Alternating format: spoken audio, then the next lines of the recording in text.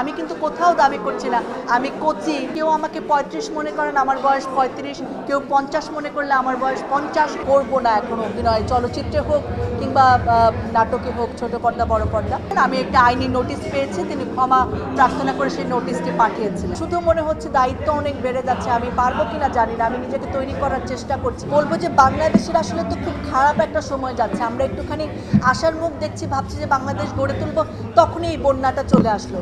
তখনও একটা খারাপ সময় ছিল, এখনও একটা খারাপ সময়। তাই উপভোগের জায়গাটি আসলে প্রশ্নতে আসতেই পারছে না।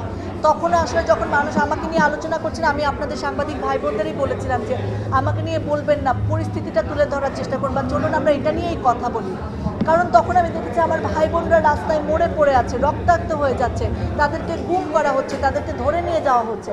তখন আমার আলোচনা আসলে আমার মাথাতেই যায়নি, বরং আমি ডিসকারেজ করেছি সবাইকে যে এটা নিয়ে কম আলোচনা করে বরং চলুন আমরা তাদের